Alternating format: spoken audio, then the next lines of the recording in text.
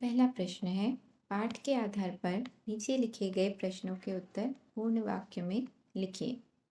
पहला प्रश्न है, माता मही कस्य कथां श्रावितवती। नानी ने किसकी कहानी सुनाई? तो उत्तर है, नानी ने माता मही पुण्यश्लोकस्य, नानी ने पुण्यश्लोक नामदेव महाराजस्य, नामदेव महाराज की कथां श्रावितवती, कथा सुनाई। नानी ने पुण्यश्लोक नामदेव महाराज की कहानी सुनाई। अगला प्रश्न है, नामदेवस्य गुरु नामदेवं किम अध्यापितवान्। नामदेव के शिक्षक ने नामदेव को क्या सिखाया था? उत्तर है, नामदेवस्य गुरु नामदेवम् अध्यापितवान् यत् ईश्वरः न केवलं मन्दिरे भवति अपितु सर्वेषु भूतेषु तस्य निवासो भवति। अतः तस्य सर्वात्मकस्य ईश्वरस्य पूजनं कुरु इति। नामदेव के शिक्षकों ने नामदेव को सिखाया कि ईश्वर केवल मंदिर में नहीं बल्कि समस्त प्राणियों में निवास करते हैं, इसलिए उस सर्वव्यापी ईश्वर का पूजन करो। अगला प्रश्न है, नामदेवः कया भावनया धावनं कृतवान्। नामदेव किस भावना से भागे? उत्तर है, नामदेवः करुणया भावनया धावनं कृतवान्। नामदेव करुणा की भावना से भागने लगे। अगला प्रश्न है, बालकयोः मुखे किमर्थ म्लाने संजाते। बच्चों के मुख किस कारण पीले पड़ गए? इसका उत्तर है, बच्चों के मुख अपराध की भावना के कारण पीले पड़ गए। अपराध भावनया बालकयोः मुखे ग्लानि सं। अगला प्रश्न है, कपिलः माधवी च कम संकल्पं कृतवन्तो। कपिल और माधवी ने क्या संकल्प किया? उत्तर है, तो संकल्पं कृतवन्तो यत् अस्माकं कायेन वाचा मनसा वा कस्यापि पीड़ा न भवेत् तथा च कस्यापि पीड़ां निवारयितुं प्रयतामहे। उन दोनों ने यह संकल्प लिया कि हम शरीर, वचन और मन से किसी को भी पीड़ा नहीं पहुंचाएंगे और किसी की भी पीड़ा को दूर करने का प्रयास करेंगे। अगला प्रश्न है, कपिलः माधवी च कुत्र गतवन्तो। कपिल और माधवी कहाँ गए थे? उत्तर है, कपिलः माधवी च अवकाशकाले मातुलगृहं गतवन्तो। कपिल और माधवी छुट्टियों के दौरान अपने मामा के घर गए थे। अगला प्रश्न है, तं दृष्ट्वा पाषाणखण्डं स्वीकृत्य मारयितुं धावितवन्तौ इति वाक्ये तम् इति सर्वनाम शब्दः कस्य कृते प्रयुक्तः? उसे देखकर वह पत्थर लेकर उसे मारने के लिए दौड़े। इस वाक्य में तम सर्वनाम शब्द किसके लिए प्रयुक्त हुआ है? उत्तर है, यहाँ पर तम अर्थात उसे, इति सर्वनाम शब्द, यह सर्वनाम शब्द शुनकस्य कृते प्रयुक्तः, शुनक अर्थात कुत्ते के लिए प्रयुक्त हुआ है।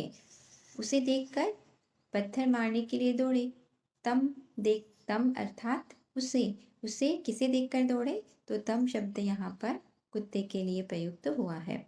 अगला प्रश्न है, मातामही तम प्रसंगम दृष्टवती तौ आहूतवती च इति वाक्ये तौ इति शब्दः कस्यां विभक्तो अस्ति?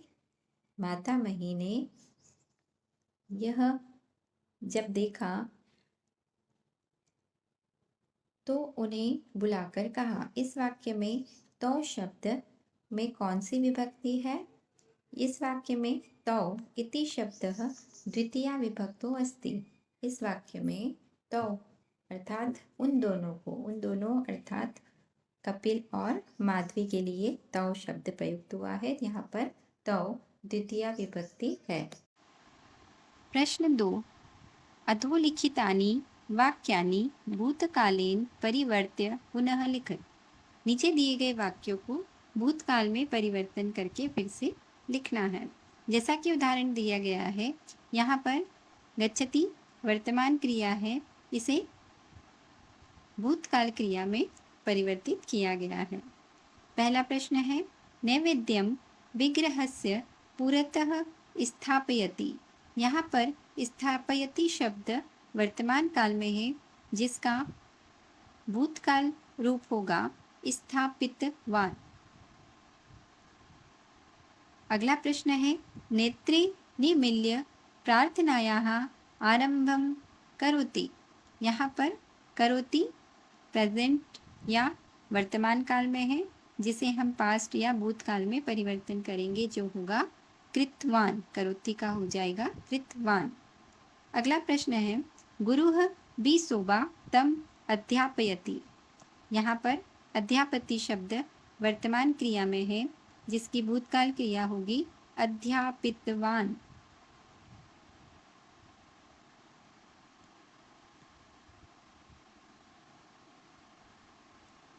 अगला प्रश्न है, अहम शृणोमि। यहाँ पर शृणोमि वर्तमान क्रिया है, जिसका भूतकाल क्रिया श्रुतवान या श्रुतवती होगा। अगला प्रश्न है, सत्पुरुषाः स्वकर्तव्येन जन्म सार्थकं कुर्वन्ति। यहाँ कुर्वन्ति शब्द का भूतकाल रूप होगा कृतवन्तः। कृतवन्तः। अगला प्रश्न है, नामदेवः शुनकस्य पृष्ठे अनुधावति। यहाँ पर अनुधावति वर्तमान क्रिया है, जिसका भूतकाल क्रिया रूप होगा अनुधावितवान्। प्रश्न 3, अधोलिखितानि कथनानि कः का कम काम च प्रति कथयति इति लिखत। यहाँ पर नीचे दिए गए कथन या वाक्यों में किसने किससे कहा, यह लिखना है। यहाँ पर कह पुल्लिंग के लिए और का स्त्रीलिंग का किसने शब्द के लिए यूज़ होता है, और कम पुल्लिंग के लिए और काम स्त्रीलिंग शब्द किससे के लिए प्रयुक्त हो रहा है। तो आइए इसे सॉल्व करते हैं। पहला सेंटेंस है, कथाम श्रोतुम इच्छतः वा। ये कथन, क्या तुम्हें कथा सुनने की इच्छा है? ये मातामही ने कपिल और माधवी से कहा। ख, अहम श्रुतवती यत् तस्य कीर्तने स्वयं देवः पांडुरंगः नृत्यं कृतवान् इति। मैंने सुना है कि उनके कीर्तन में स्वयं भगवान पांडुरंग नृत्य करते थे। यह माधवी ने मातामही से कहा। किम देवेन सह अपि मित्रता संभवति। क्या भगवान या देवों के साथ भी मित्रता संभव है? कपिल ने मातामही से कहा।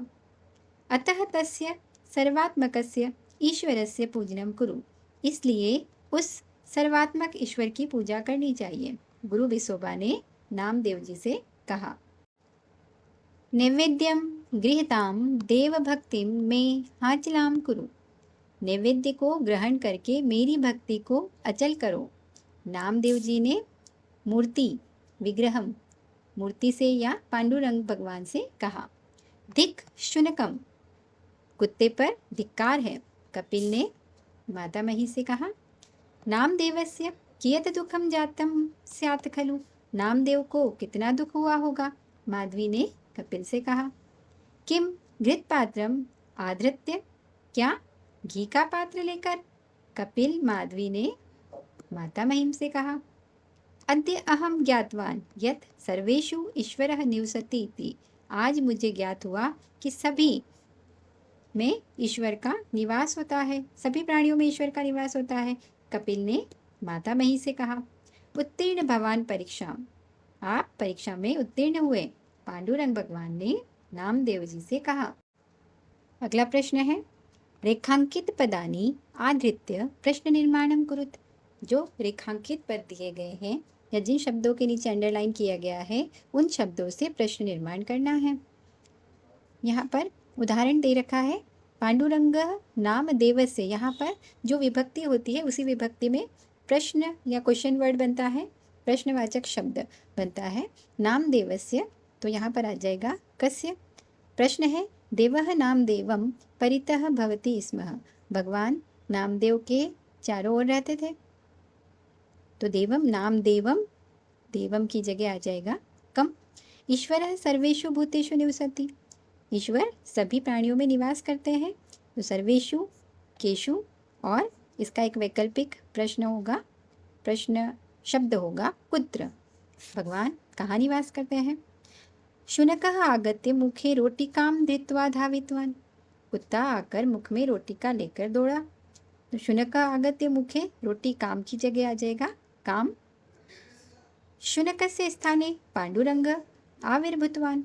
शुनक या कुत्ते के स्थान पर कौन प्रकट हुए, भगवान पांडुरंग प्रकट हुए। तो प्रश्न निर्माण होगा शुनकस्य स्थाने कः आविर्भूतवान्। शुनक या कुत्ते के स्थान पर कौन प्रकट हुए। आत्मवत् सर्वभूतेषु यह पश्यति स पंडितः। जो सभी प्राणियों में ईश्वर को देखता है वही पंडित है, तो यहाँ पर पंडितः की जगह आ जाएगा कः। तो फिर से देख लेते हैं, नामदेवम कम, सर्वेषु केषु अथवा कुत्र, रोटिकाम, तो प्रश्न हो जाएगा काम, पांडुरंग कः, पंडितः कः। अगला प्रश्न है घटना क्रमानुसारम लिखत। यहाँ पर जो वाक्य दिए गए हैं उन्हें घटना के अनुसार क्रम में लिखना है। तो यहाँ पर सबसे पहले क्या होता है, सबसे पहले नामदेव मंदिर गतवान। नामदेव मंदिर गए। नामदेव नैवेद्य स्थालिकां विग्रहस्य पुरतः स्थापितवान्। नामदेव ने नैवेद्य की थाली मूर्ति के सामने रख दी। तीसरा है नामदेव मंत्रम उच्चार्य श्रद्धया प्रणम्य नेत्रे उद्घाटितवान्। जब नामदेव ने मंत्र का उच्चारण करके प्रणाम करके अपनी आंखें खोली। फिर है एक शुनकः शुष्क रोटिकाम अप्रहत्य पलायितवान्। एक कुत्ता उस सूखी रोटी को लेकर दौड़ा। इसके बाद आएगा नामदेवः घृतपात्रम आधृत्य अनुधावितवान्। नामदेव उसके पीछे घी का पात्र लेकर दौड़े। शुनकस्य स्थाने पांडुरंगः आविर्भूतवान्। तो उस कुत्ते के स्थान पर पांडुरंग प्रकट हुए। यहाँ पर मैंने पिक्चर के साथ सारी घटनाओं को बता दिया है, आप इसका स्क्रीनशॉट ले सकते हैं। अगला प्रश्न है कोष्ठकेषु दत्तानां पदानां उचित विभक्ति योजयित्वा अनुच्छेदम पूरयेत्। यहाँ पे कोष्ठक में दिए गए पदों की उचित विभक्ति लगाकर इन अनुच्छेद को पूरा कीजिए। यहाँ पर एक बहुत अच्छा पैराग्राफ दिया गया है जिसमें खीर बनाने की विधि को दिया गया है। प्रश्न है आगच्छन्तु पायसम कुर्मः। आओ खीर बनाते हैं। एक बार शॉर्ट में इसका मीनिंग देख लेते हैं। आगच्छन्तु पायसम कुर्मः, आओ खीर बनाते हैं। क्षीरेण सह तंडुलाः पक्वा, खीर के साथ चावल को पकाते हैं। शर्कराया विना कथम शक्यते, शक्कर के बिना कैसे पकेगी।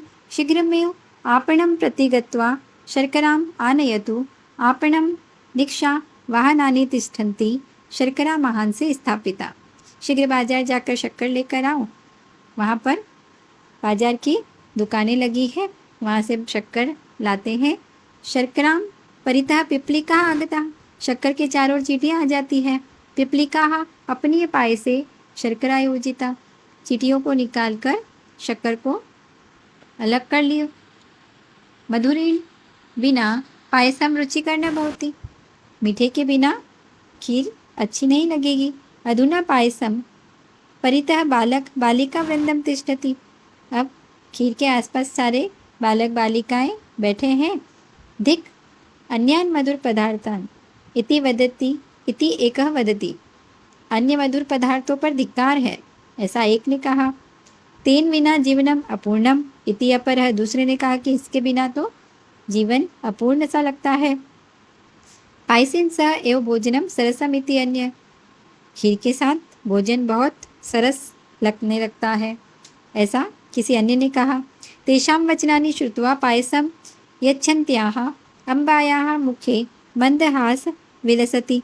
ऐसे वचन सुनकर जो खीर परोसने वाली माता थी उनके मुख पर हंसी आ गई।